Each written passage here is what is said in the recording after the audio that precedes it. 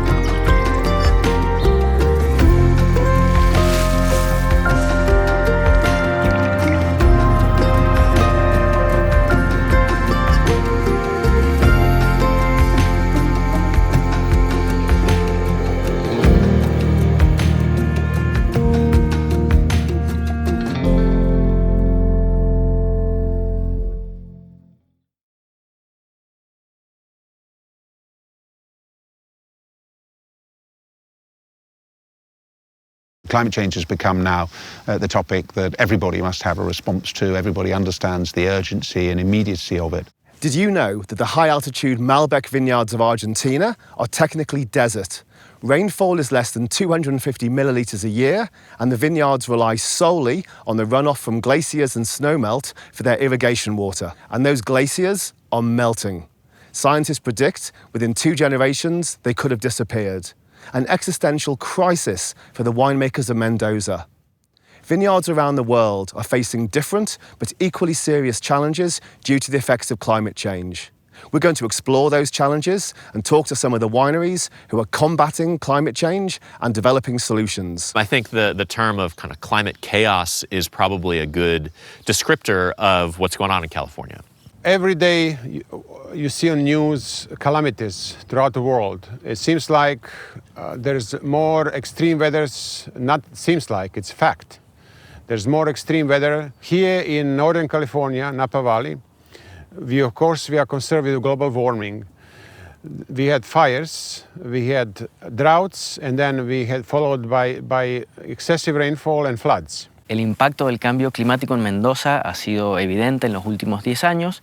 Principalmente se ha observado un aumento de las temperaturas y una disminución de precipitaciones en forma de nieve en la montaña. I think one of the most important impacts of climate change in our region is undoubtedly the lack of water scarcity. Glaciers are becoming less and less smaller in our mountains. We have less snow in the winter, so that means we have less water in spring and summer to irrigate our vineyards. Para poder adaptarse a este fenómeno, las bodegas han ascendido en el cultivo de sus viñedos hacia la montaña, donde las temperaturas son más frescas y el clima termina siendo más amigable para el viñedo.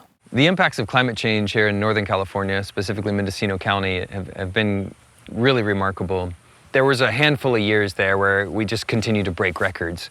One year was the worst fire year ever, and then the next year it was even worse, and the next year worse again. We also are dealing with floods, so in the rainy season, which is a pretty compressed time frame for us, we have rivers overflowing, flooding vineyards and such, and so it's like we get all the extremes. You know, we get too much water and not enough water. We get fire, we get flood, we get smoke. We really get it all. And so this idea of climate change and climate crisis is real to us here. Climate change is quite important in Alsace since 10 to 15 years, since very hot, but also very different. To make it simple, we have maybe 1 month earlier since 30 years ago for the flower to get out and for the harvest. The harvest is earlier, of course, but everything is earlier, so we have to do everything much more faster. Der Klimawandel ist deutlich merkbar. Die Wetterextremen werden immer mehr, Starkregenereignisse nehmen zu und vor allem die Dürren in den Sommermonaten in der Vegetationszeit. Der Klimawandel macht sich insofern bei uns im Betrieb bemerkbar. Der Austrieb ist immer früher. Wir kommen dann immer mehr in die Spätfrostgefahr. Climate change is an issue for us in the region. Yes, we see it. We see that it's getting warmer. Right now, I would say it comes to our favor in terms of getting grapes ripe, earlier ripe. I still remember 87 vintage where we didn't get the grapes ripe, and that didn't happen since then. Major impacts of climate change. First thing, less winter frost. Second thing, more spring frost issues. Then the grapes are ripening earlier, so that means for some varietals they need a longer growing season, like Riesling. We have more challenges.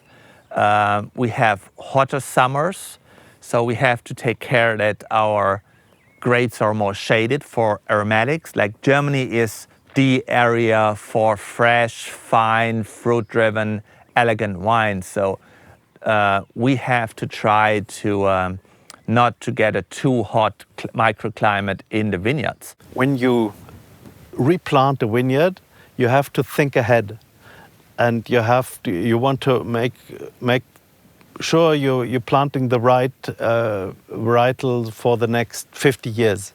We asked scientists from Würzburg University to do as a master thesis and to compare climate data from other regions. I said, where do I need to go to see and feel and taste what the climate at the end of the century will be here?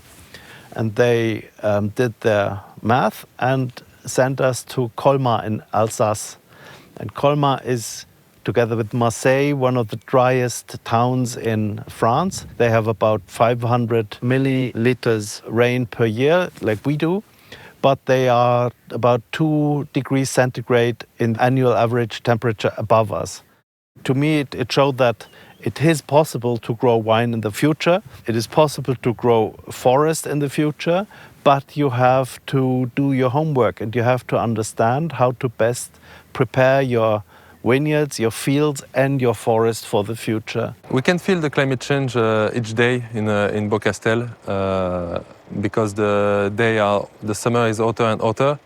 Last year we have a full week more than 40 degrees Celsius each day, so we can feel it. And the distribution of the rainfall is more and more hazardous. We can have 3 months dry and then after a full month of rain. The climate challenges that we are facing right now in Douro, it's mainly the thunderstorms that naturally we used to have it from April to June, and now they are more frequent, and the amount of times that instead of water we get hail is increasing. So we are studying ways of facing the hail problem, and cloud seeding is one of them. Basically, this project of facing hail is to have it's a network of information throughout the region, so we can anticipate the risk of a thunderstorm becoming a thunderstorm of hail, and anticipating that, sending up in the air some balloons to provoke the previous precipitation in water before the hail forms.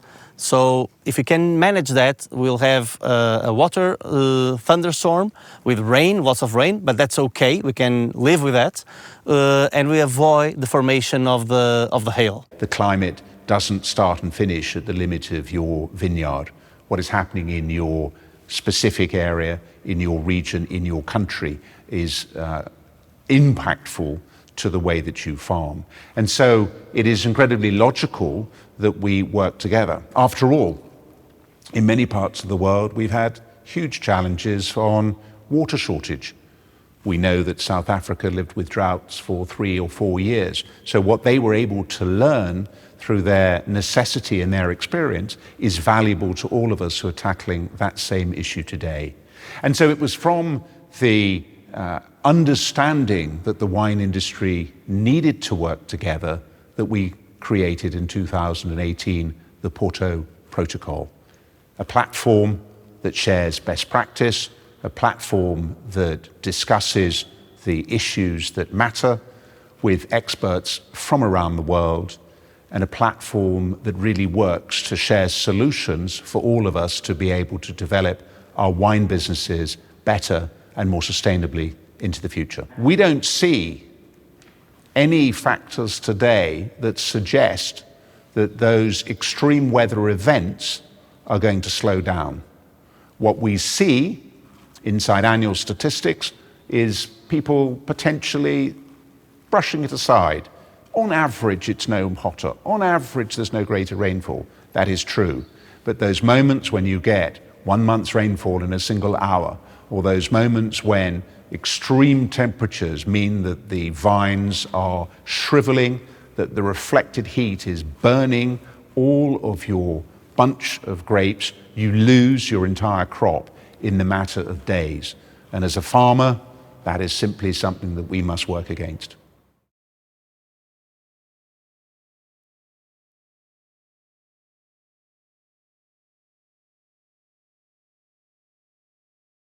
The Planetary Boundaries framework, proposed by Johan Rockstrom and colleagues in 2009 and updated in 2023, identifies 9 key Earth system processes that regulate the stability of the Earth.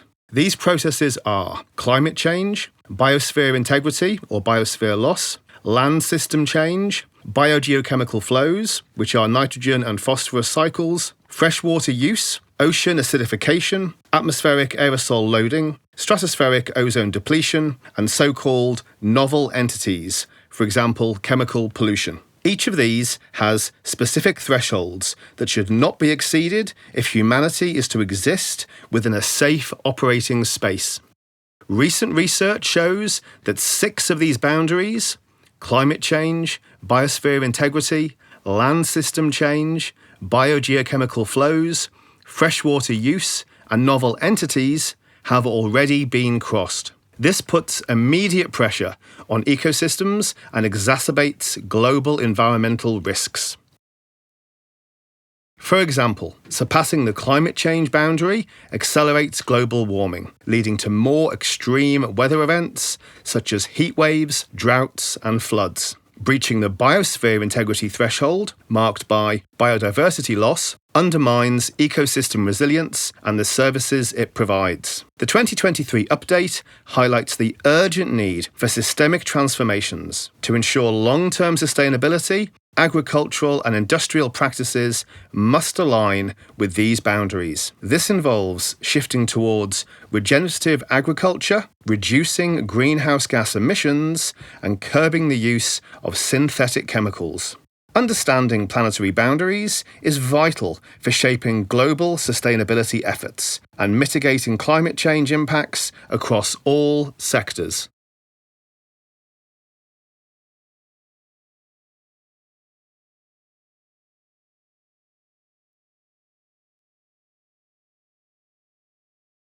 Most of the vineyards in Argentina are still on its own roots. We can tend to think that phylloxera is not present here, but it's not the case. We do have phylloxera in Argentina. A local researcher did a study in collaboration with us, the Catena Institute of Wine. That study explains that we do have phylloxera here, but the biotypes that exist in Argentina are not as aggressive as the biotypes in Europe.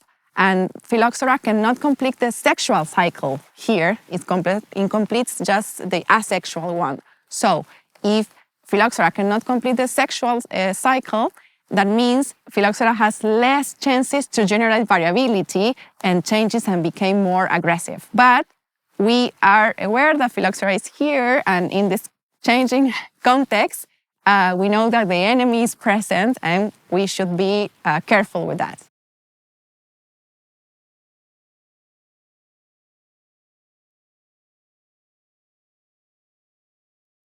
If the Master of Wine theory exam could be summed up in just 2 words, it would be critical analysis.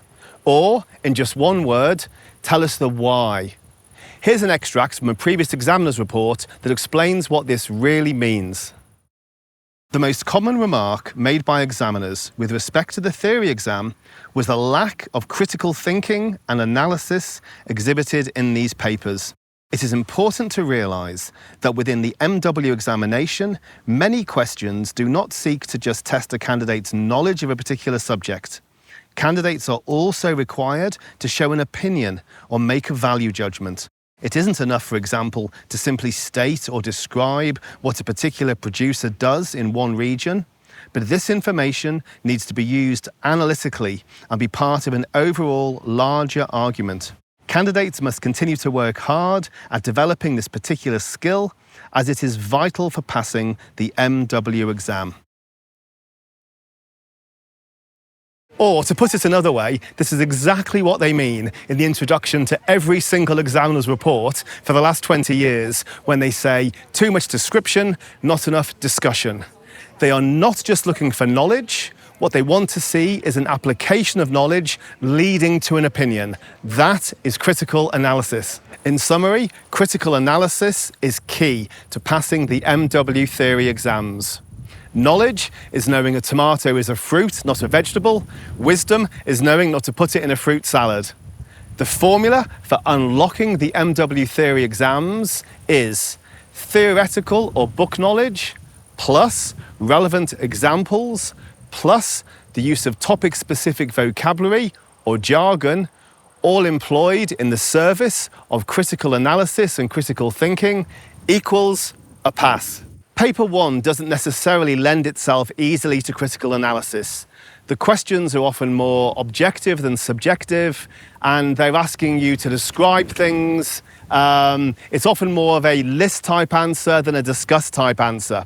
But the trick with paper 1 is to really carefully choose your examples. The best approach is to choose examples that are contradictory or even counterintuitive. This way, you're demonstrating to the examiner you have a real-world understanding of the complexity of the topic under discussion, thereby exhibiting critical analysis in paper 1.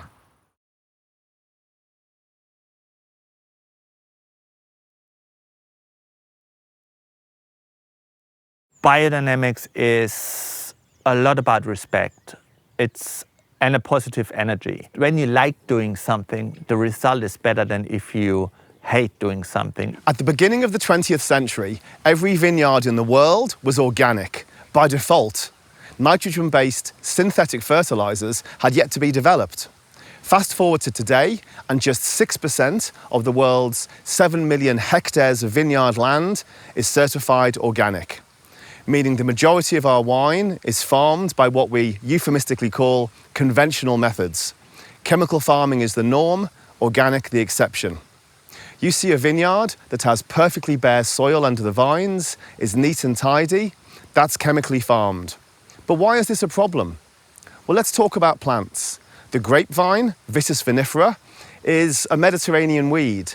In nature, it wants to creep and crawl and climb.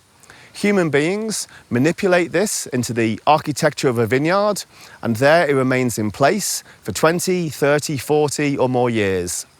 And that's the problem. A vineyard, unlike any other crop, can't be removed and rotated. The soil can't be allowed to recover and lie fallow. The synthetic chemicals applied every season seep down into the soil, accumulate, eventually killing all microbial life, leaving a dead soil. This weakens the vine, making it more susceptible to disease, requiring more chemical additions, and there you have the vicious cycle of chemical farming.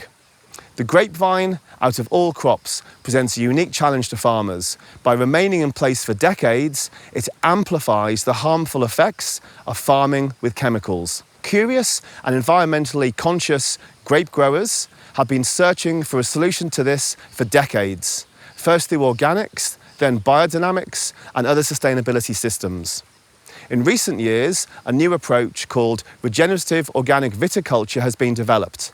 This not only creates a healthy soil, it also promotes animal and human welfare and, through its unique ability to capture carbon, also protects the planet. One of the core principles of being biodynamic is showing respect towards the plants, towards nature, and towards just the time things need to heal, time things need to grow. The spade is the most important tool I have because healthy soil is the key to good farming, and the best tool to see how your soil is a spade. Just to put it on the soil, put weight on it, you see how easy it goes in the soil. It shows you if you have a compressed soil, if you have a loose soil. You take out the earth and you can judge the health and the vitality of the soil by just looking at how the earth is in your hands, how crumbly it is, how, especially very important, how it smells. Healthy, vital soil smells like earth, tells you the whole story about the condition and your vineyard, and how your work changes the soil and makes the soil better. There's not a trade-off between farming more sustainably and making better wine. The investments we're making in the sustainability are resulting in better grapes, which results in better wine. And for us, that's what it's all about. The key differences between organic, biodynamic, and regenerative are, to me, this. Organics is a list of things you can't use. It's a list of chemicals you can't use.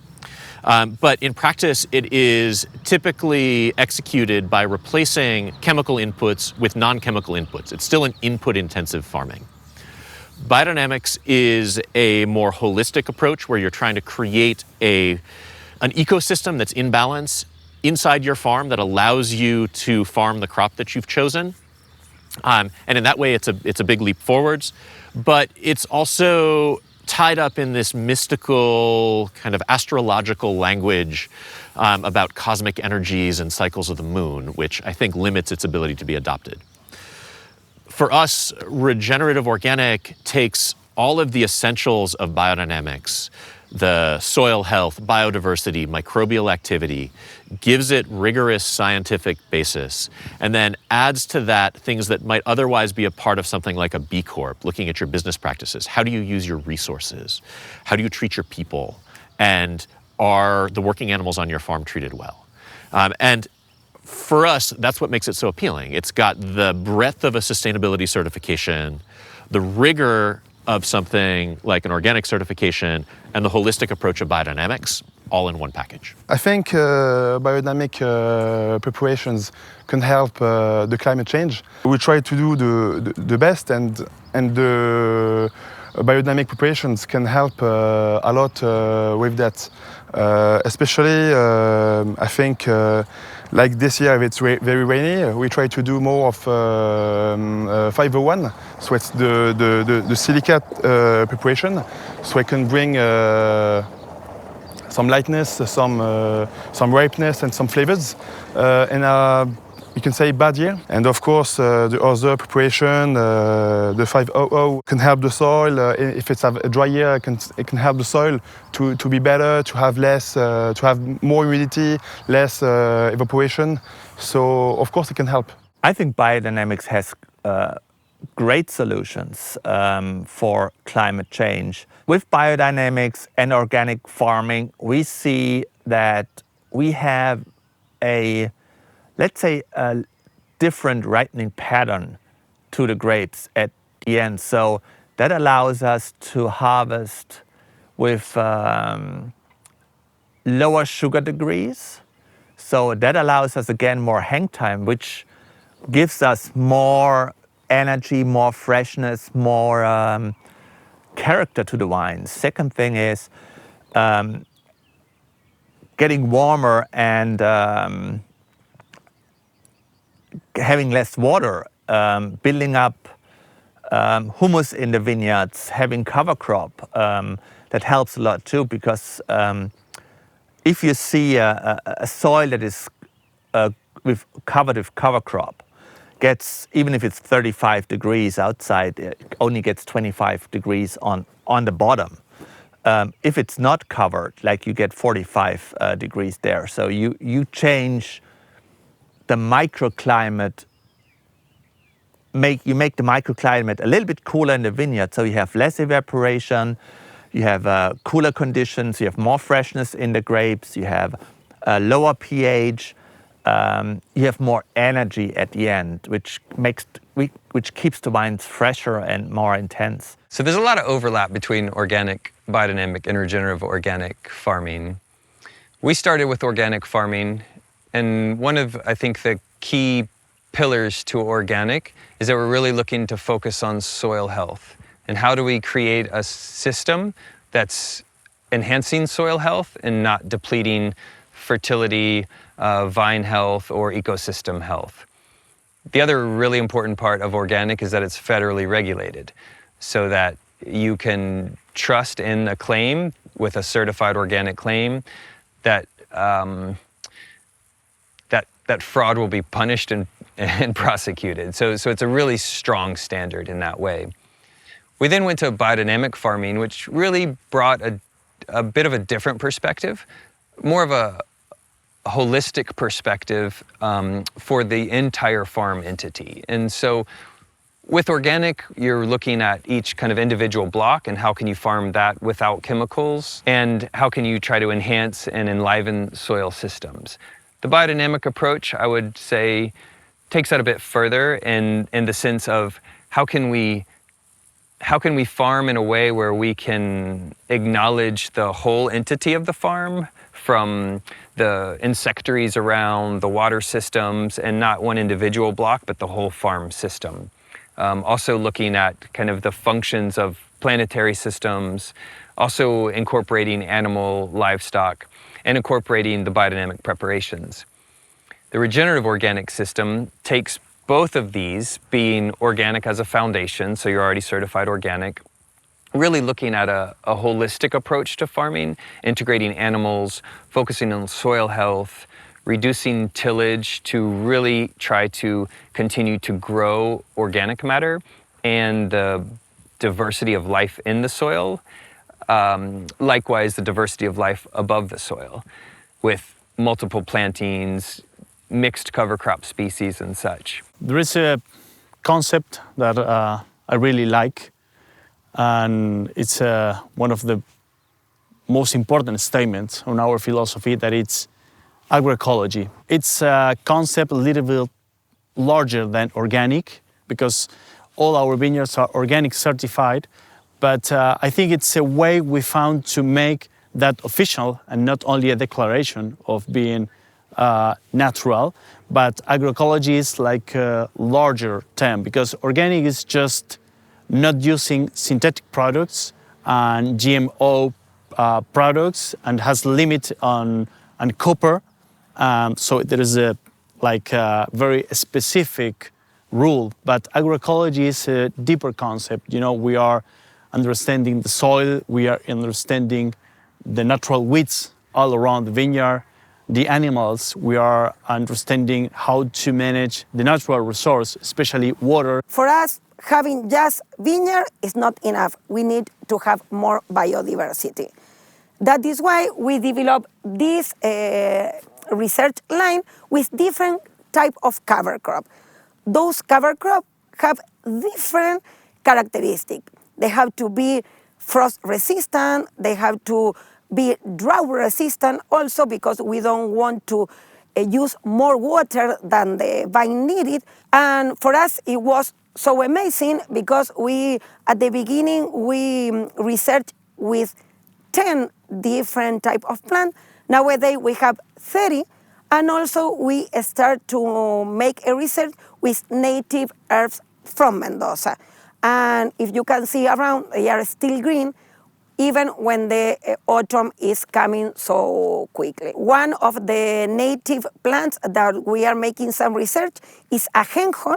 It's one green and gray plant. It's a small bushes that you can find inside the mountains. The other one is nacela, that is like a big grass that also grow naturally in our environmental. In a vineyard with biodiversity, you see the vines are more healthy, and also you see that they can live with another earth in peace. I mean, if you have biodiversity, for sure you are going to have a balanced vine, and if you go around it, you can see birds, you can see different type of spiders, also bees around it, and butterfly. That for us is so amazing, because you know, when you have butterfly and bees, they are indicator that you have a healthy environmental. At Catena, we have some biodiversity programs because it's a really important topic for us. Biodiversity in general means the diversity in all the levels of the ecosystems, and it's important for us to know and to preserve this diversity in terms of as a tool to cope with climate change and to have more resilient ecosystems. Biodiversity is very important in the vineyard because it helps a vineyard to be resilient, to be better adapted to changing conditions, like the conditions we are living now in the world due to the climate change. So, for example, when we talk about the diversity in every level, we talk about the diversity in the material, the plant material that we use.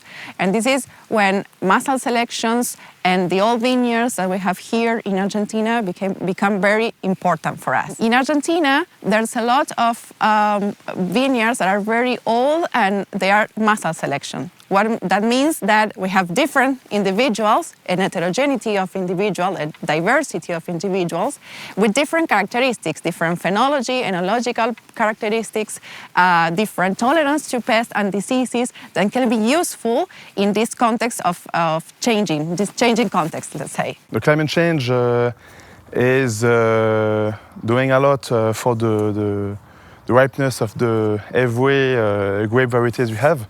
At the estate we have many grape varieties, Riesling, Pinot Gris, Gewürztraminer, Chardonnay, Auxerrois, Pinot Blanc, Pinot Noir, and Muscat. Too much sun is not good, too much rain is not good. If you can control the weather, it will be perfect, but not for now. The base of biodynamics is horn manure and horn crystal, which we do in our estates by ourselves. And then we produce about 800 to 900 tons of biodynamic compost every year with the compost treatments. We use different teas. We use nettle ferment, nettle tea. We use chamomile. We use valerian for also frost. we use different herbs, herb teas, just how we feel what could be good for the plants. Like, for example, if you have chamomile after frost, or if they have too much stress, we use chamomile tea. In biodynamics, horn manure is one of the major preparations. Horn manure stands for the vitality of the earth, for growth, for vigor, and it's produced it's made in cow horns, and the cow is a ruminant, which is very important because in its stomachs it already has a very, very important microorganism which it brings into the manure. So what happens is we have the cow horns. We collect the manure in we have a biodynamic farmer that has cattle. We collect, we fill the manure in the horns, and what you do, you fill the manure in the horns, you close it with clay, and then you dig a hole in the soil in a place where it's more shaded. Shade is more for the earth, and also you dig the horn manure in fall, and it stays in the ground until spring. We just dig it out around Easter, which is a very, very important time of the year for biodynamic treatments. And as we dig it out, we take what was the manure out of the horn, and what we have is preparation 500. So what happened is the manure, which was kind of a smelly work to fill in, transformed in really have to say in an amazing, very earthy smelling with millions of microorganisms. So we take it out, we form it into balls. We store the balls until we do our first preparation, which usually we start just about bud break to vitalize the soil with all those microorganisms. And what we do is we energize water. So we like to have a stir manually because we like to bring our own energy in the water, and also feel the water changing and getting the right moment to add the balls. We use about 3 balls per hectare, and we spray this preparation. Then it's about 200 liters per hectare. We spray, and we really see after that, you see how you vitalize the soil, how it starts growing, and how that really has a very positive effect on the soil. Feeling the change of the water when you stir is, it's hard to explain, but it starts to feel different, softer. The stirring means what you want to do is you want to organize the water. So you want to bring it in its, yeah, to reorganize, and you feel that.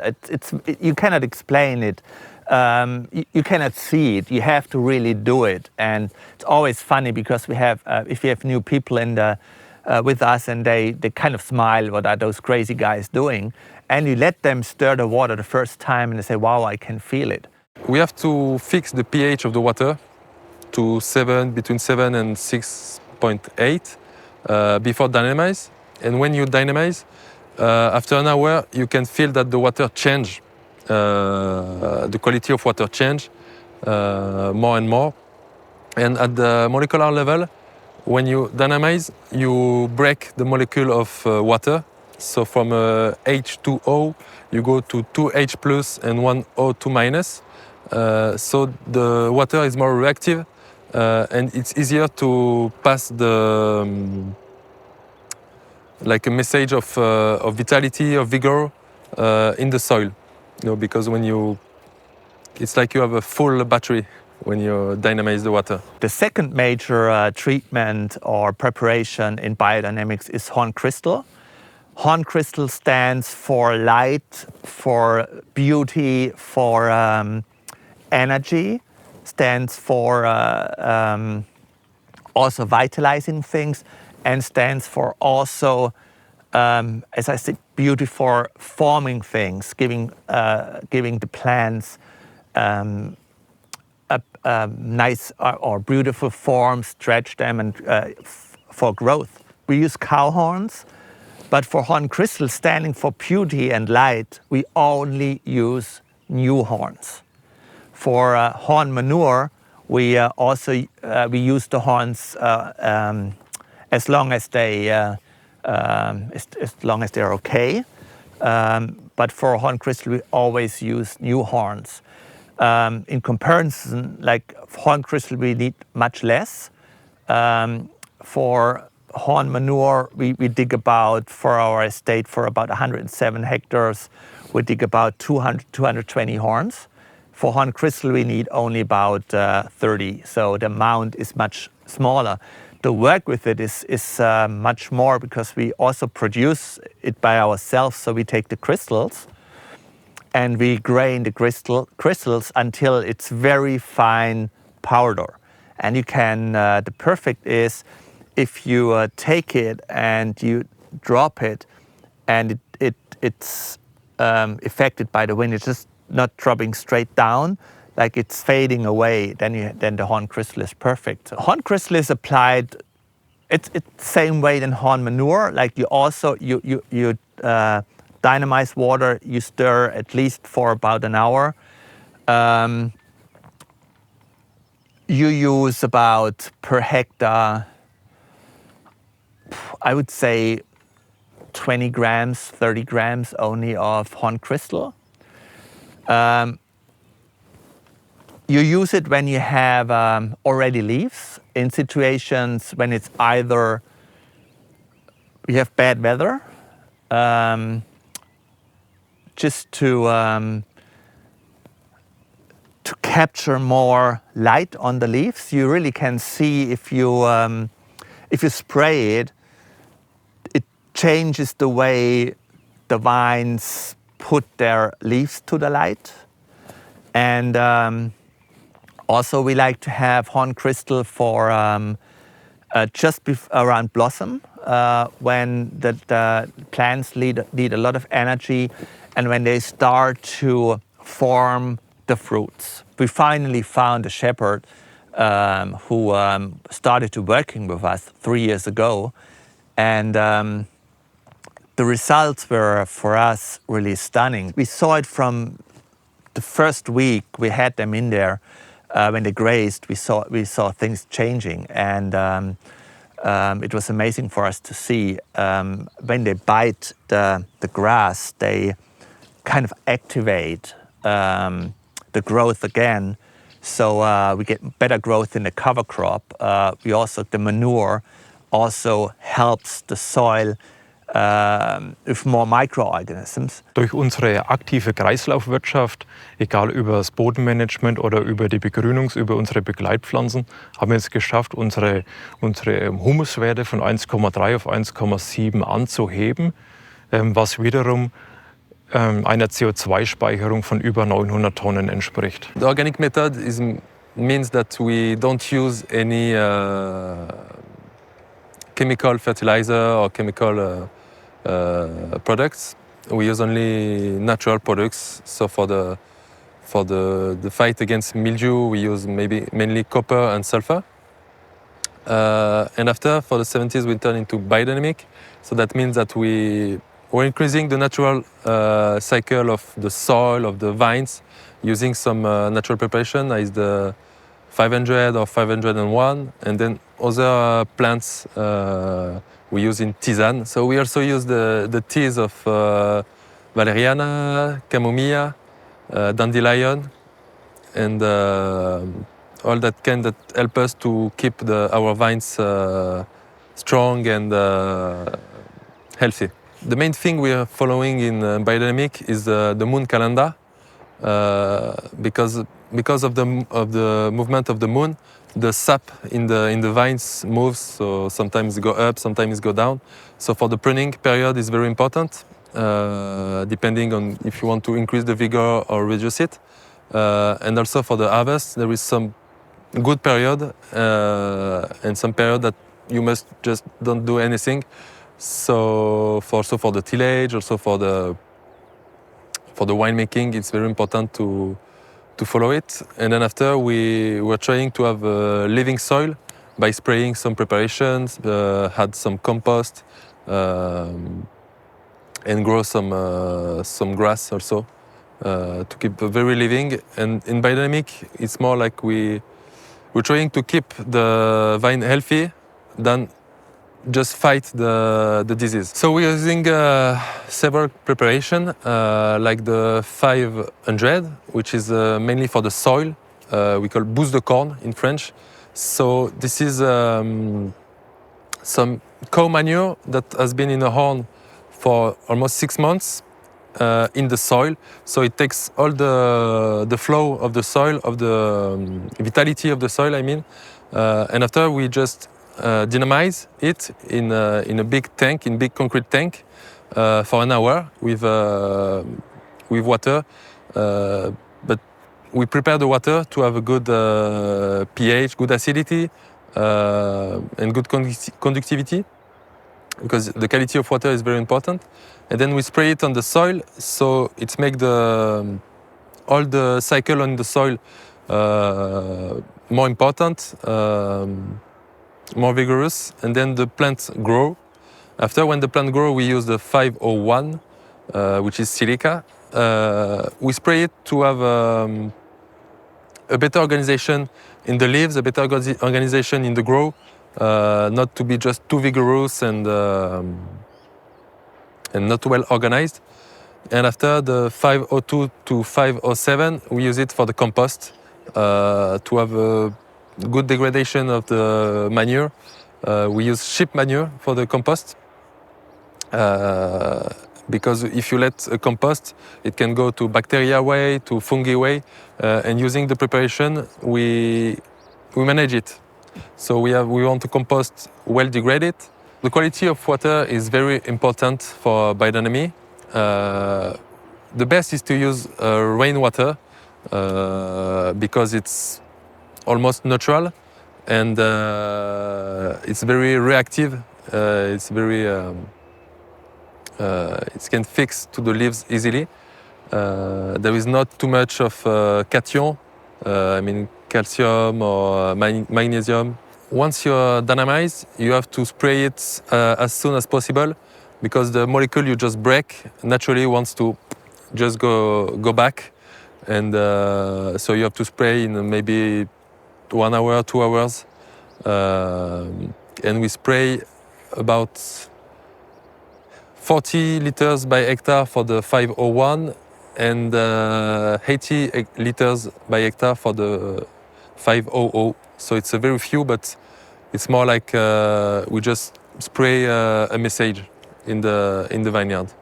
We don't spray quantity, we don't spray nutrients, we spray a message in the vineyard.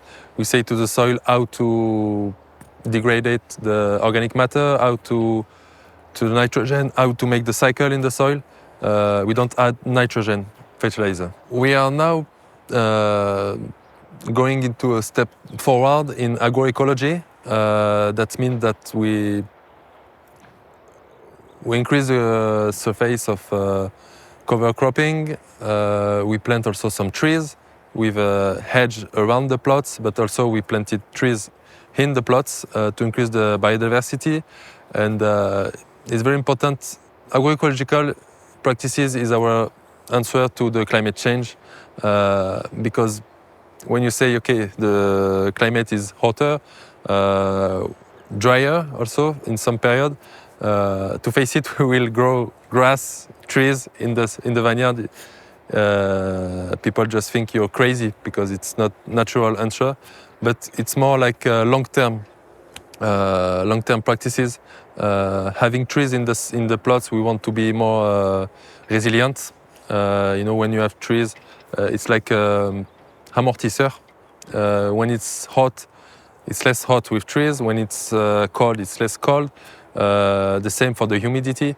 The tree can take water, very deep soil, and put them back with the leaves in the atmosphere. So atmosphere in the forest is always more humid than in the desert. We're increasing the surface of cover cropping, so that means that we don't tillage a lot in that plot. It's important because when you when you work the soil, you add oxygen in the soil, so you burn the organic matter and you export CO2. So this is maybe the soil labor is an important part of the global warming. Cover cropping, we want to sequester carbon because the grass grows, fix carbon, and then go back to the soil. And increasing the organic matter is very important because the organic matter is like a sponge. So when we have big quantity of rainfall, the organic matter just can take all the water and then release it slowly to the vines. So it's maybe the main part of the adaptation to climate change is to increase the organic matter.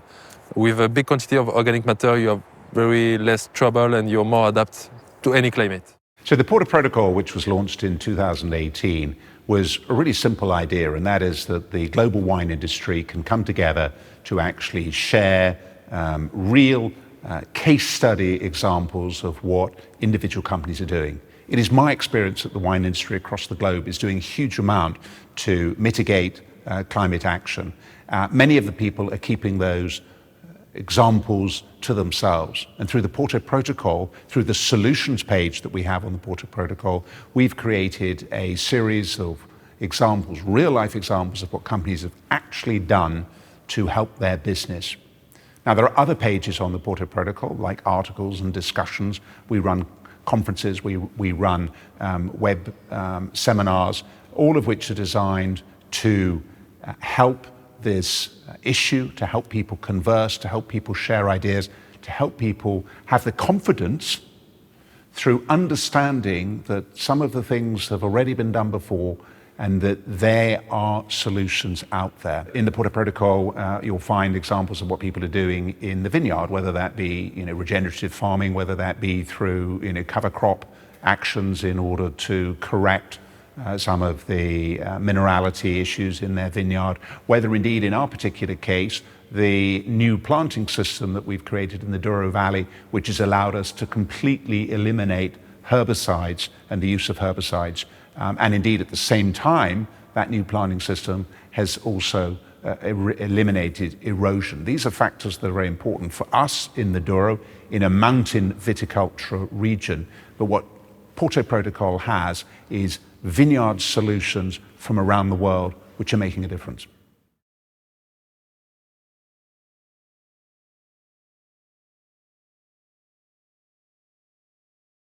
How can we adapt and how can we mitigate? And so the focus on regenerative farming, regenerative organic farming really is about the carbon question, about the carbon equation. How can we help to draw down some of that carbon, replace it, or put it back into the soil where it's so crucial. Not only that, I think that really helps to kind of mitigate our impact on fossil fuel usage farming. Well, as an agronomist, I think the future challenges for vine growing in Mendoza are the use of water, first of all, and the preservation of plant material. This diversity and of plant material and within each variety, not only diversity of varieties, but within variety, the different selections or clones that we can use is very important because we will need to have different tools to adapt to very different situations. For still enjoy Malbec for many, many years,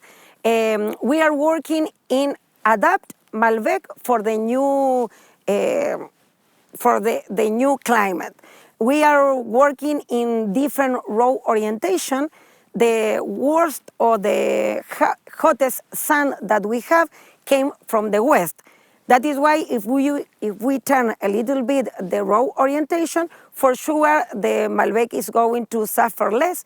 Also, we need to make some research with different trellis system to try to cover the grape against the sunlight, or also using another type of rootstock. And for sure, we can enjoy Malbec for many, many, many years. So one of the big questions today is, what is the impact of climate change in your region, in Mendoza? And I would say it depends on where you are. If you're in the east of Mendoza, probably the lack of water, the increase of temperature in some parts could pose a challenge to keep producing grapes the same way they were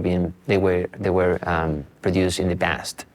In these locations, adaptation is sometimes possible, so you can change variety. You can probably change the way you irrigate. In our region, we usually use supplementary irrigation. About half of the water that we need comes from the rain, and the other half comes from the snow. While if you are in a high elevation situation like we are in Catena, the challenges might be different. Is that when you are in a high elevation vineyard, the sunlight intensity creates a stress on the vines that is similar to water stress.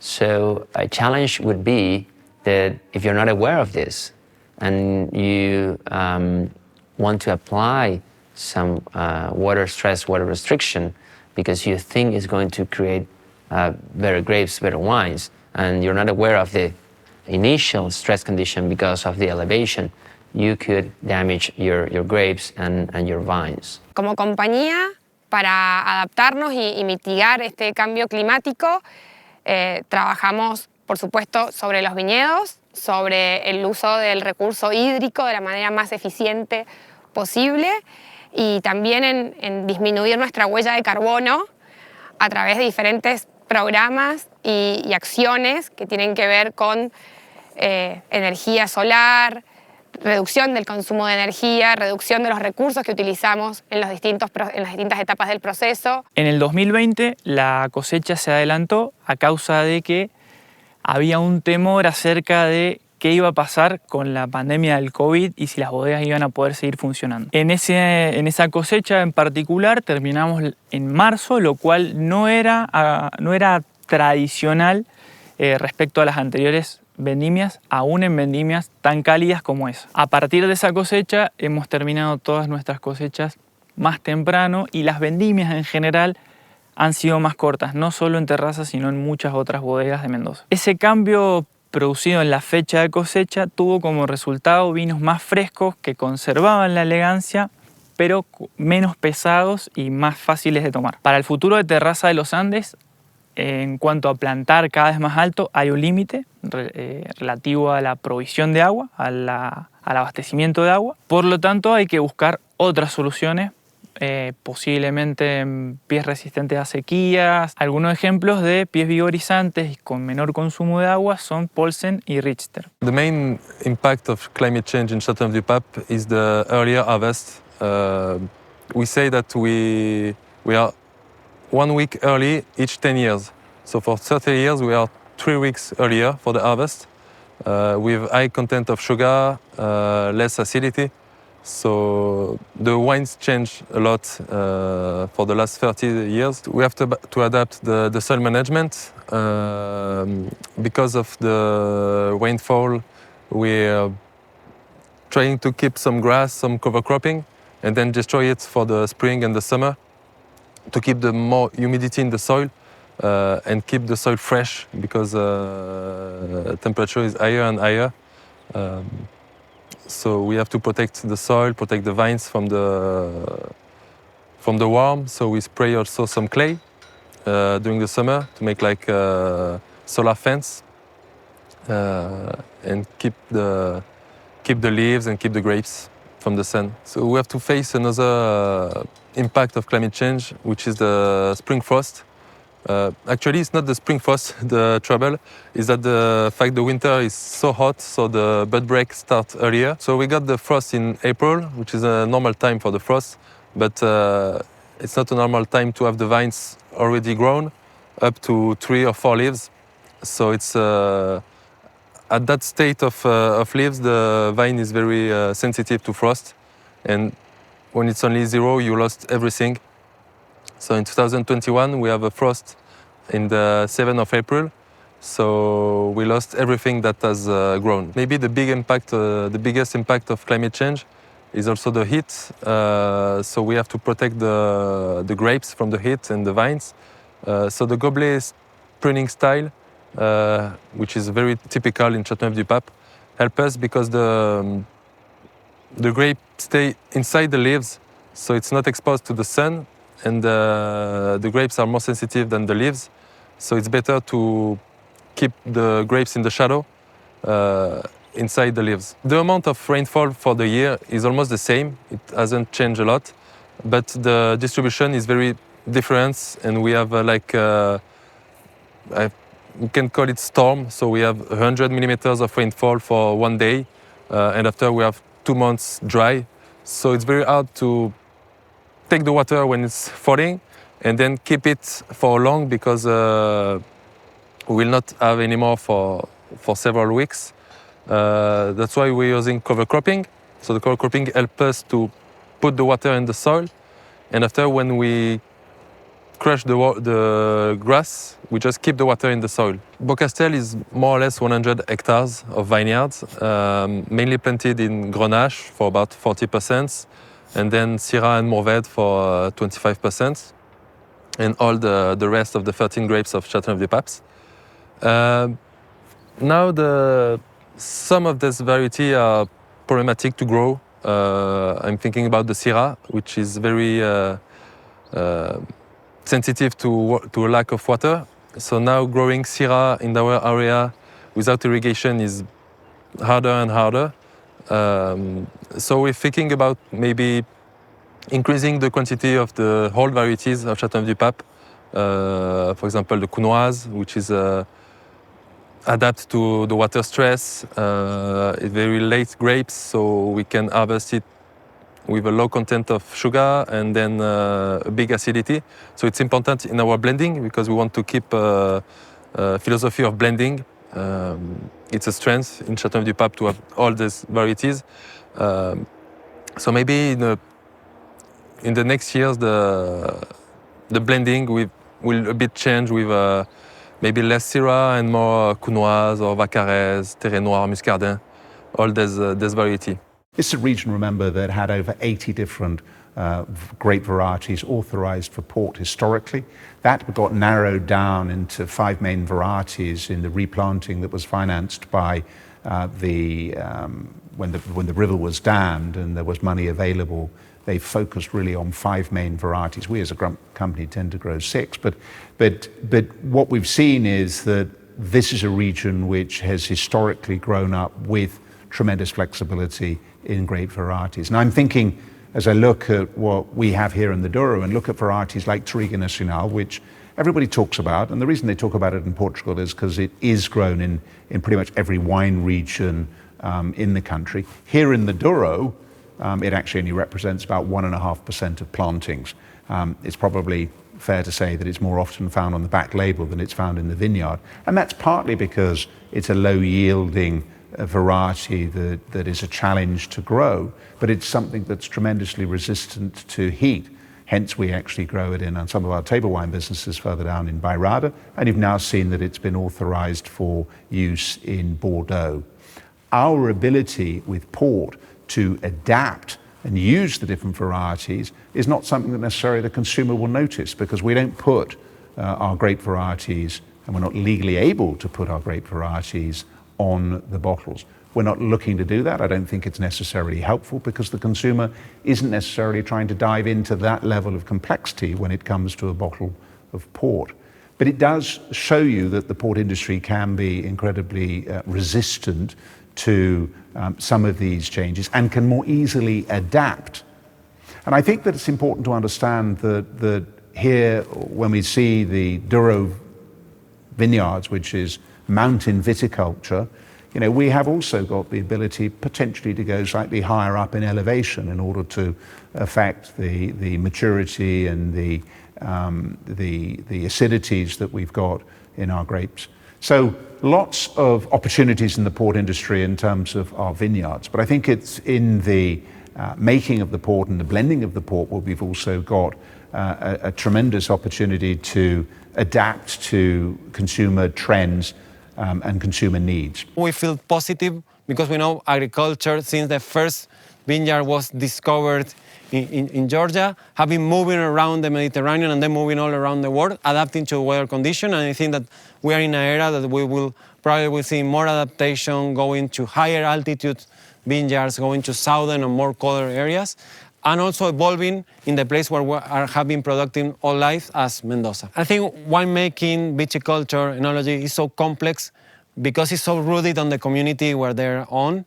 So be a part of the sustainable developing agenda, focus on the winemaking, how we can still in 10 years, 15 years, 100 years, having a place as here in Agrelo, near the mountains, and be able to produce wine that is tastes all over the world. I think it's worthy to wake up and work every day and to find that we can even be better at what we are now and be more efficient. And I think we can always push the barrier forward and keeping having this kind of amazing place as we have in Mendoza, but we have all over the world, where agriculture met the roots of the culture of the people.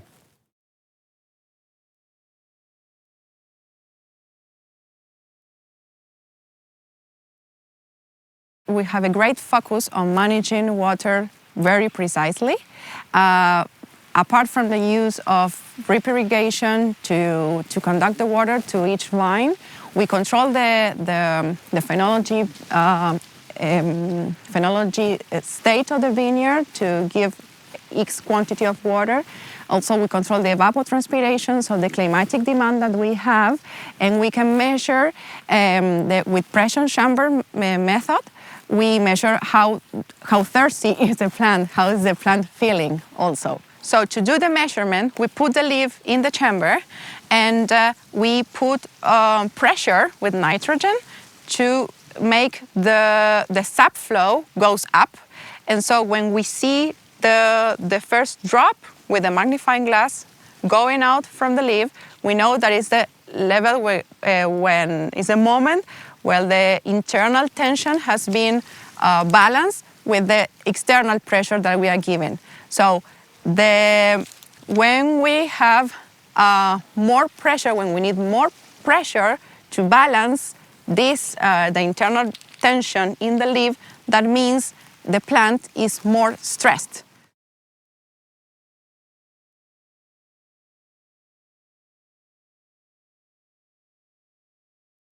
The use of real-life examples is indispensable to Master of Wine students. So here are the golden rules for the use of examples in your MW essays. They have to be original, relevant, global, accurate, specific, multidisciplinary, insightful, and current. Don't forget, there are 4 more films in the Sustainability Countdown to 2030 series. Study smart, stress less.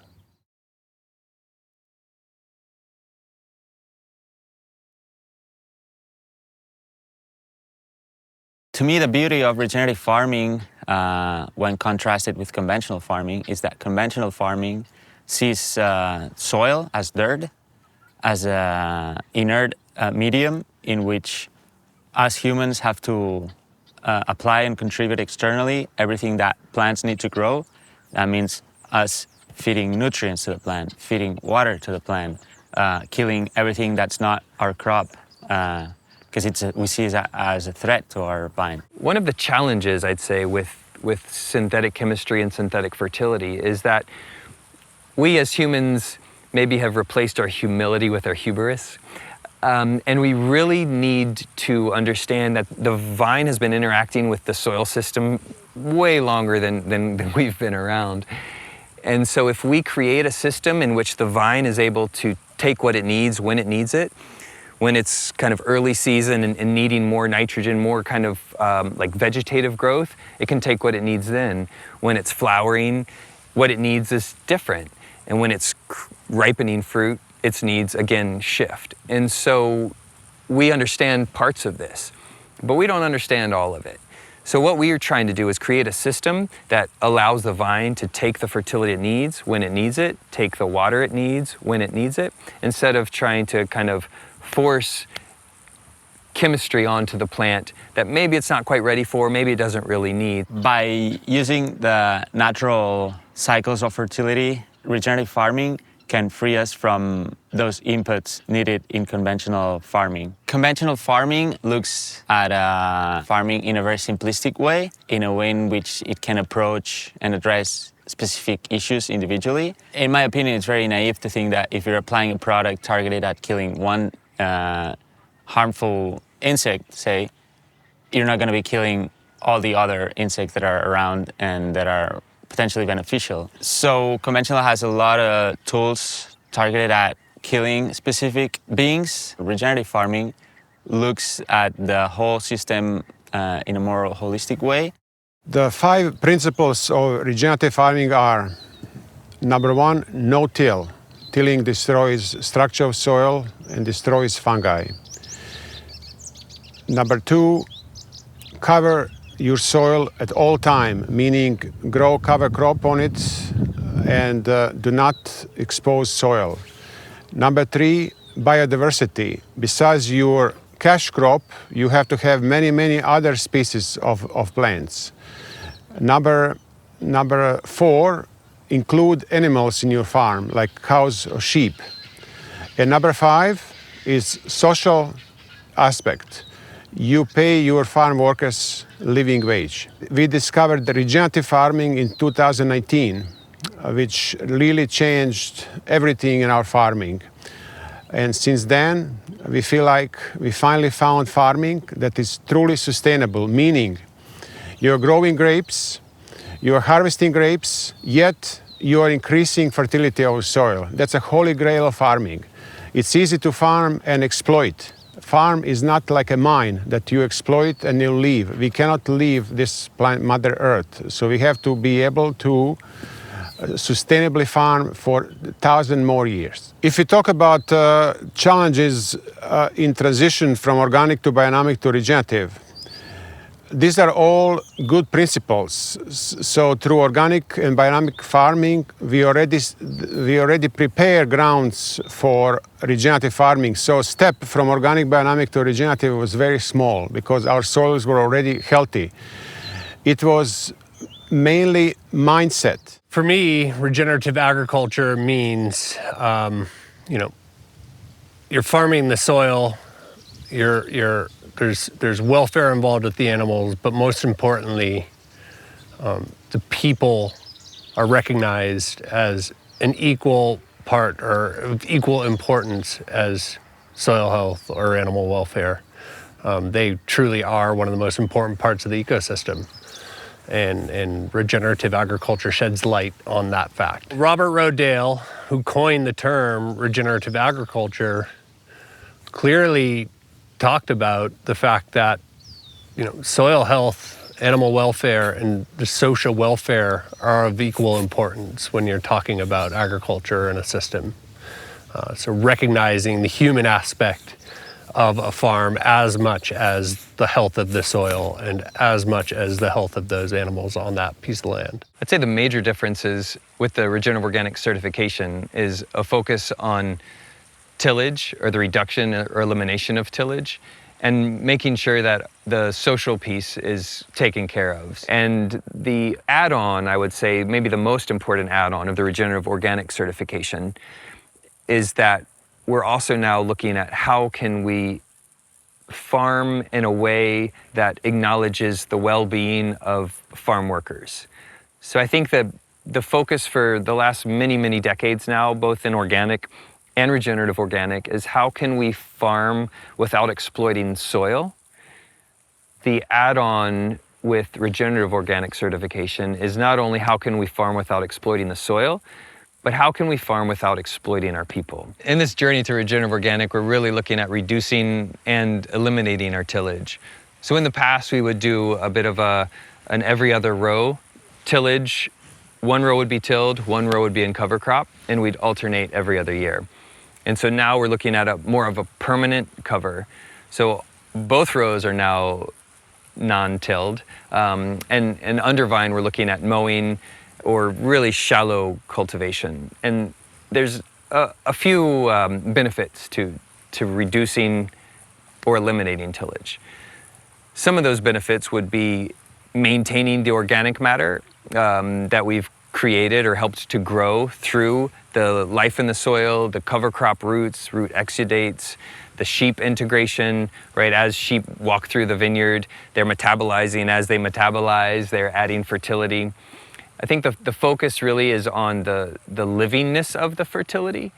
So it's not just maybe the chemistry of the fertility, but also the micro life.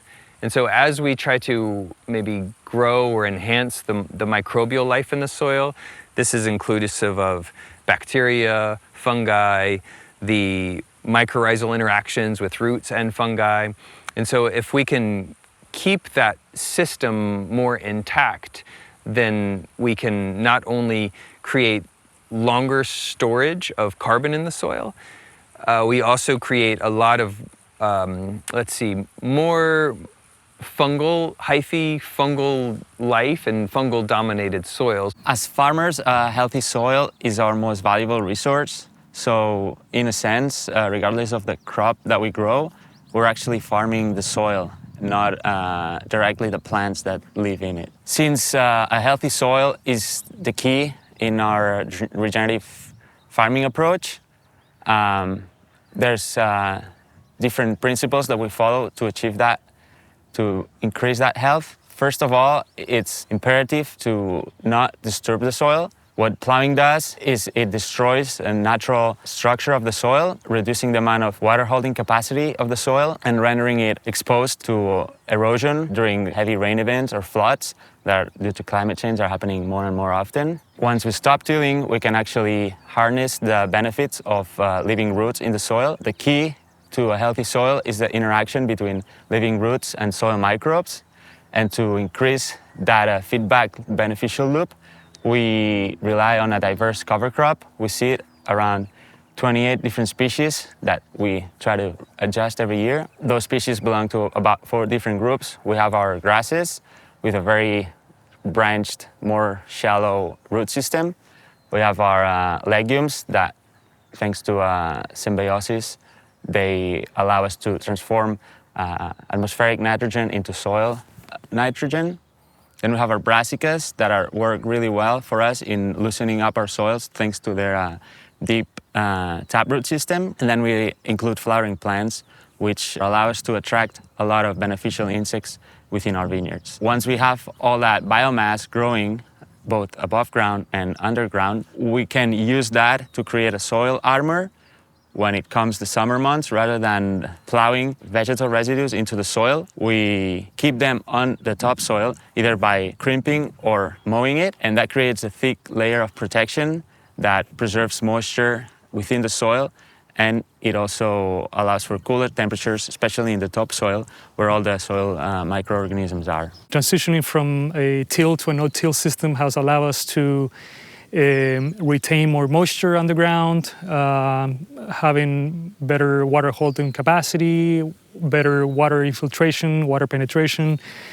nutrient penetration as well. All of this allows the vines to have access to nutrient and moisture more readily, and the level of stress is decreased substantially. Sin lugar a duda, al empezar con agricultura regenerativa, los suelos son muchos más vivos, tienen un montón de microorganismos, insectos, y hay una cantidad de materia orgánica superior a lo que solíamos tener. Luego de este cambio, el paisaje cambió, ahora tiene un montón de colores, con flores, sonidos de pájaros, insectos, hay abejas, sapos, un montón de biodiversidad, lo cual es fantástico. El impacto que genera la agricultura regenerativa yo considero que es la concientización de cada uno de nosotros de cuidar nuestro ecosistema. Vivimos en un solo planeta y debemos de cuidarlo. One of the things that we love about the regenerative organic program is that it both addresses the causes of climate change and mitigates the impacts. So if you think of something like cover cropping and moving away from tillage, what you're doing is you're trying to build the carbon content of your soil. How do you do that? You have plants that are pulling carbon dioxide out of the atmosphere, turning them into carbohydrates. By reducing your tilling, you are avoiding re-releasing that back into the atmosphere. So you are increasing the carbon content of your soil instead of having it in the atmosphere. But that extra carbon content in the soil does positive things to the impacts of climate change. It means that your soils can hold more moisture. It means that you're less worried about erosion. It means that your soils hold cool temperatures later in the growing season, and it delays bud break. So all of these things have direct on-the-ground positive impacts on the effects of climate change, but it's not just dealing with symptoms. You're also trying to farm in a way that helps address the problems in the first place. Can you see a difference between a regeneratively farmed vineyard and a conventionally farmed vineyard? The answer is yes, instantly. I started my career in a fully conventional operation. I was farming 3,500 acres of grapevines, spending around $5 million a year on pesticides. And I, in the course of 3 or 4 years even, saw resistance build within weeds, within insects, within powdery mildew. And this was a product-based culture. We were spending a lot of money trying to attack a lot of these issues. When you step into a regenerative system, there becomes this feeling of working alongside nature rather than trying to control it. And it's obvious. You will see insects, you will hear birds, you'll see mammals running around. Whereas in, truly conventional operations, they're trying to not have any insects and not have any birds and not have any mammals running around that property. They want full control. So you'll see when you walk into a regenerative system, there's life, there's insects, there's birds. A few examples of using nature to combat nature, if you will. We employ around 48 barn owl boxes, nesting boxes throughout the property. A nesting pair of barn owls can eat thousands of gophers and mice within any given season. We have raptor perches, so areas where birds of prey can perch upon and hunt from. Another bird that we are looking to promote the population of on the property would be blue jays. A nesting pair of blue jays can eat up to 170,000 leafhoppers in any given year. The first sheep showed up on this property in 2010 as a part of the biodynamic trials, and that program quickly grew when we started recognizing the value that they bring to soil health and fertility.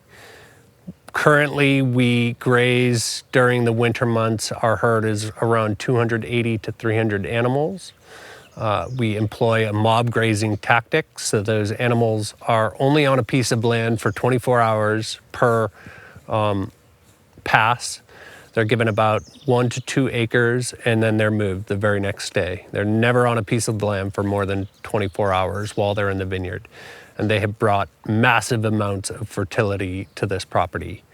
They literally fertilize every single inch of ground, where as opposed to, say, a conventional system, you're fertilizing right under the emitter, or you're putting fertilizer out into the canopies. But your grapevine roots aren't just under the emitters, they spread throughout your vineyard floor, hopefully. That is the goal. So the sheep have brought an amazing peace and this piece of life to this property that is unmatched. You can't do this conventionally. That means that conventional farming has a net effect of releasing carbon to the atmosphere. By giving up tilling in regenerative farming, we actually increase the amount of soil organic matter. That soil organic matter is mostly carbon that, through the effect of photosynthesis, it comes from the atmosphere.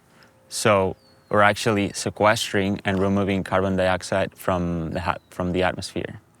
In our case, we've been able to increase our soil organic matter year over year in more than 1% in most of our vineyards. And that, doing the math, that means that we're actually removing about 40 tons per acre by improving 1% of soil organic matter in the top 1 foot of our soils. One of the features of regenerative organic certification, and I think one of the additional benefits, is that there's a strong focus on the carbon cycle. So we know in our current system, climate change and this climate crisis even, that there's too much carbon in the atmosphere. Regenerative organic farming really looks to reverse that in some ways, or mitigate that in some ways, using a farm system. So if we can help draw down the excess carbon in the atmosphere through the magic of photosynthesis and pull that into the soil and hold that carbon in the soil where it's incredibly beneficial, then this focus that we have not focused on as much, I think, through our previous farming systems, maybe knew of the benefit of focusing on soil health, but now the lens has been shifted from kind of a carbon imbalance. So now with regenerative organic certification, really looking at reducing to eliminating tillage, we're looking at how can we maintain that carbon in the soil and not in the atmosphere. We know that carbon in the soil adds an amazing amount of water holding capacity, also creates an incredible surface. So I think the carbon in the soil adds surfaces for the microlife to live, bacteria, fungi, protozoa, and on and on.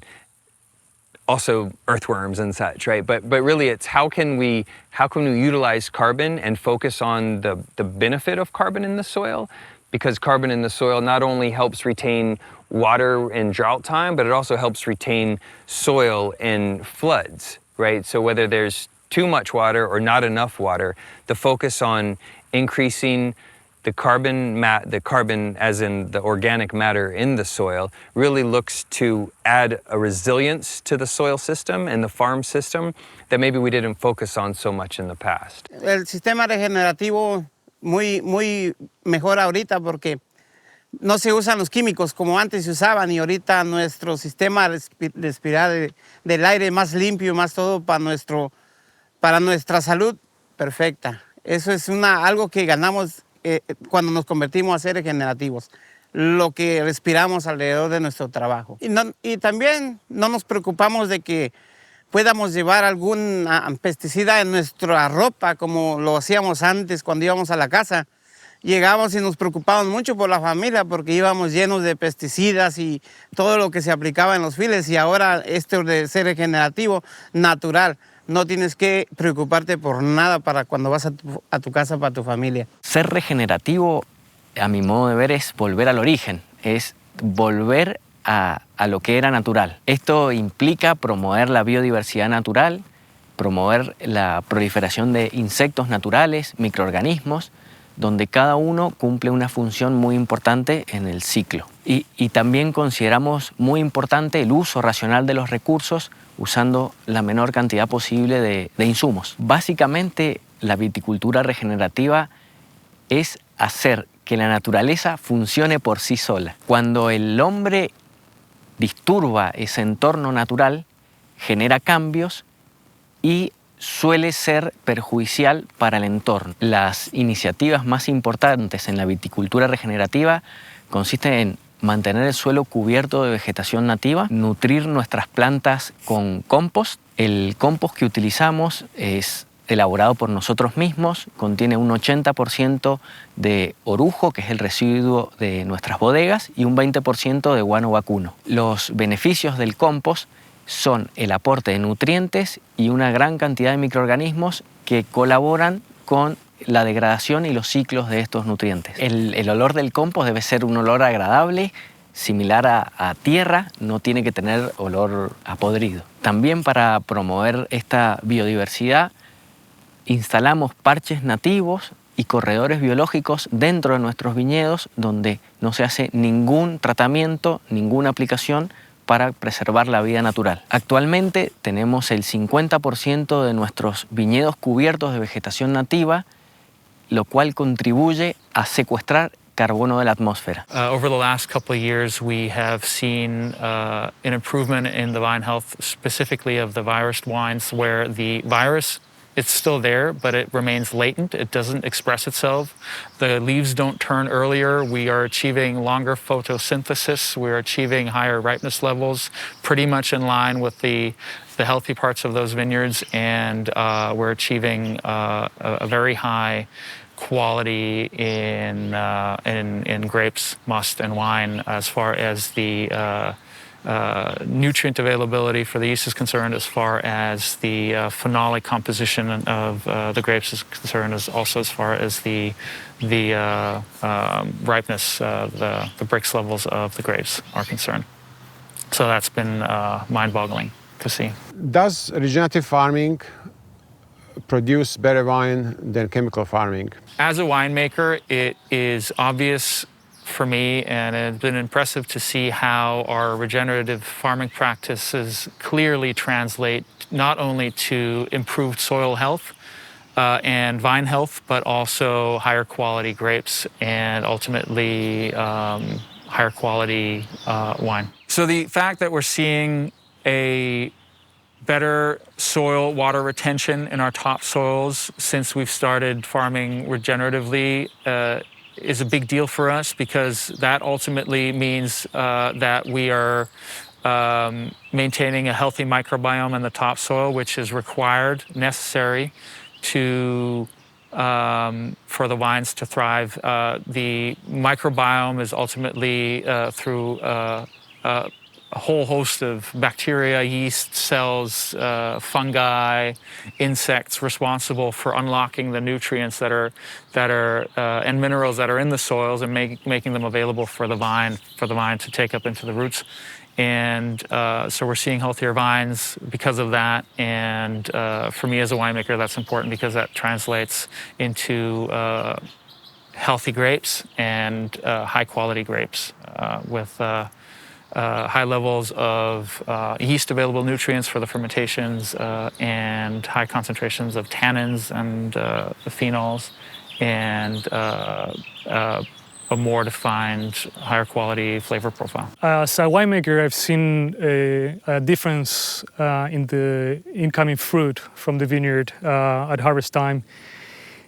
Since we transitioned over to rock.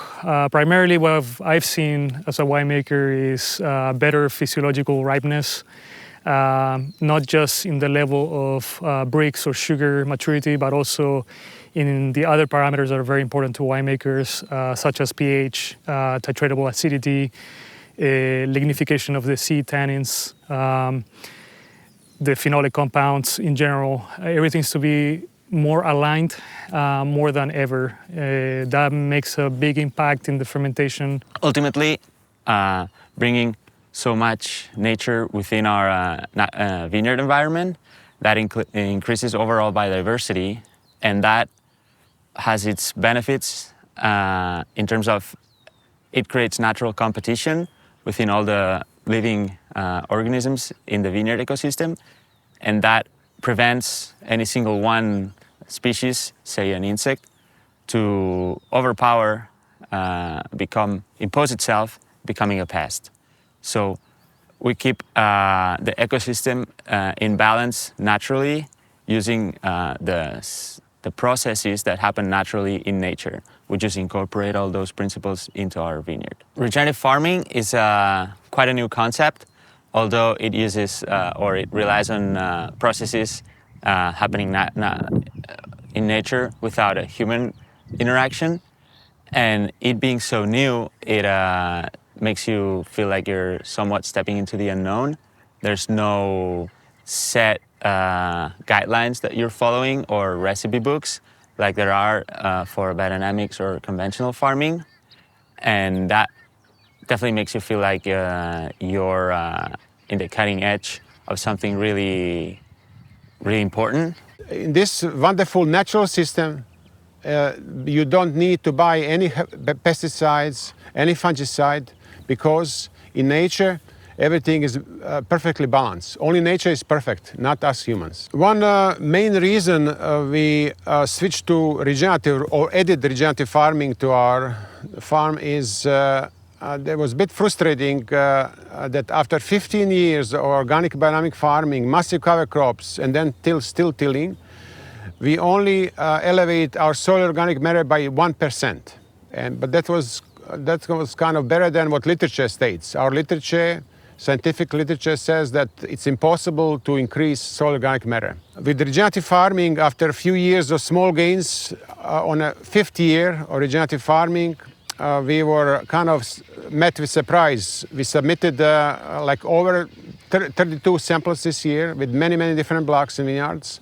Our average gain was 0.9% in soil organic matter, so almost 1%, which is, I was hoping maybe for a quarter. So we were shocked to see this. So this is, like they say, it's as advertised. This is when you read and study regenerative farming, this is doable. There's many regenerative farmers that now have organic soil organic matter up to 15 from 2 or 3. How wonderful is to know that every 1% of soil organic matter more in soil, in the first foot of soil, can capture over 50,000 gallons of water. So all of a sudden, you increase soil organic matter by 1%, you have 50,000 gallons more water for your plants. Nature has immense power. Nature heals. We just have to recognize it. And many times, we are humans, we are so smart and we are so arrogant. And we believe that we know more than nature. Nature really doesn't need us. Probably if we disappear within 30, 40, 50 years, things will be so different, then balance will be restored in quick order if we are gone. So hopefully that doesn't happen to us, but looks like some of us are hell-bent to get there. What would I say to another grape grower that is looking to transition to regenerative would really easily be, you become way more in touch with your land, the plants on that land, the people on that land through this style of farming. It pulls you away from a desk and a spray program that you rely so heavily on, and it forces you to start looking at your property in a different light and figuring out ways to work alongside nature rather than against it. There are 7 million hectares of vineyard land in the world, and whilst regenerative viticulture may not be the only answer to mitigating climate change, many increasingly believe it's going to play a major role in what the solution will have to look like.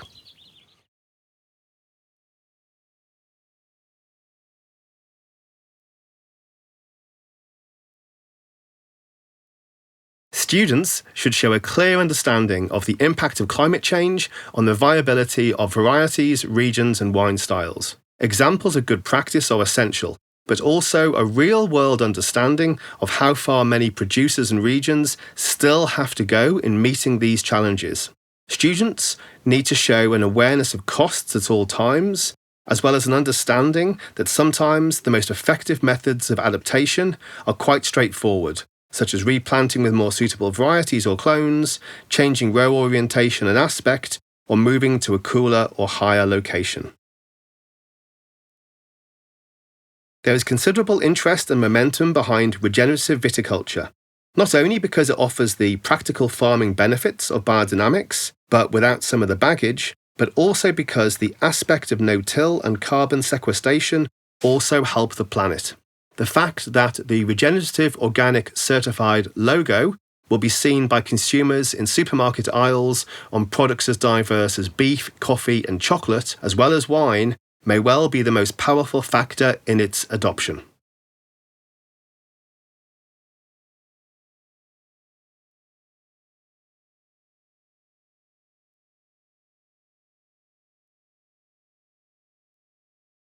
The use of topic-specific vocabulary shows authority. It's not emphasised nearly enough in the MW education programme that those students who employ the technical words and phrases associated with the topic under discussion have a much better chance of convincing the examiners that they know what they're talking about and ultimately a better chance of passing.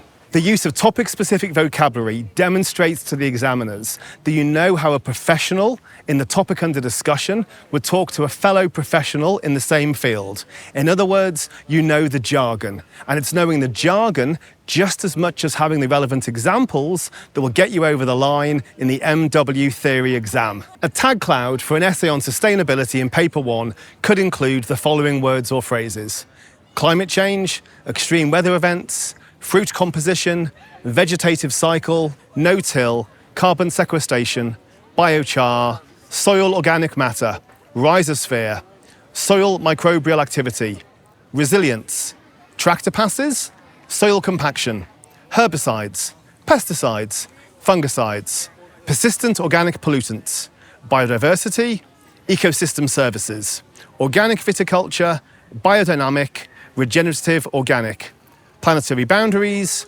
ISO 14001, ISO 14064.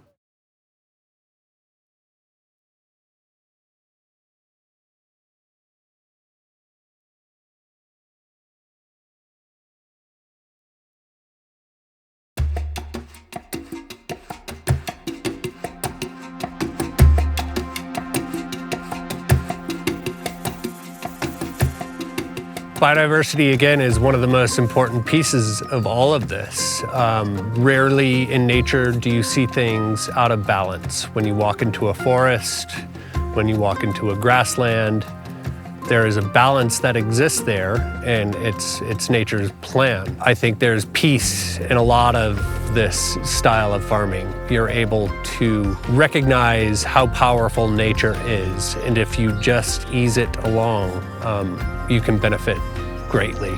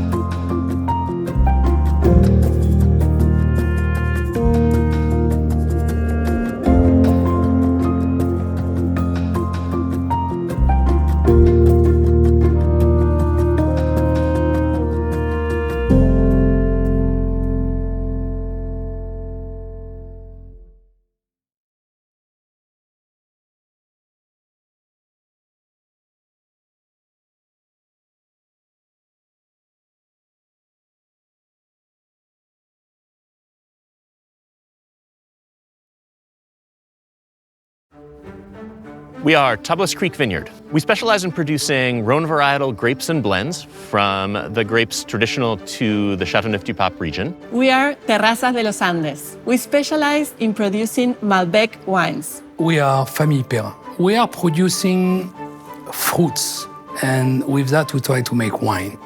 Grenache, Mourvèdre, Syrah, Counoise, Terre Noire, Vaccarès, Muscardin, Roussanne, Picardin, Bourboulenc, and few more. We are Catena Zapata. We specialize in producing high elevation, high quality mountain Malbec, Cabernet Sauvignon, and Chardonnay wines. We are Weingut Heitlinger and Weingut Burg Ravensburg. We produce 100% estate grown, still and sparkling wine, all biodynamic, from Pinot Gris, Pinot Blanc, Chardonnay, Auxerrois, Blaufränkisch and also Riesling. We are Gurgich Hills Estate. We are producing wine grapes to turn them into beautiful wines. We are Bodega Argento. We are specialized in produce organic wines from terroir places, mainly Malbec, Cabernet Franc, and Chardonnay. We are Taylor's Port. We have, for the last 332 years, been producers of port wine, where we specialize primarily in quality port wine. We are Bonterra Organic Estates. We specialize in producing wines made with regenerative organic certified grapes. Somos Trivento. Nos especializamos en Malbec. At the estate, we have many grape varieties, Riesling, Pinot Gris, Gewürztraminer, Chardonnay, Auxerrois, Pinot Blanc, Pinot Noir, and Muscat. We are Fürstlich Castellsche Domäne. We produce mainly white wines, and our main varietal is Silvaner that we've been cultivating for 365 years. My favorite part of my job is getting to do something different every day. To walk all in a family. When I open a very old bottle of wine. When I can show people the places and the landscape and the terroir where we grow our grapes through a sensory experience when they drink the wines. Lo que más me gusta de mi trabajo es implementar acciones para un mundo mejor.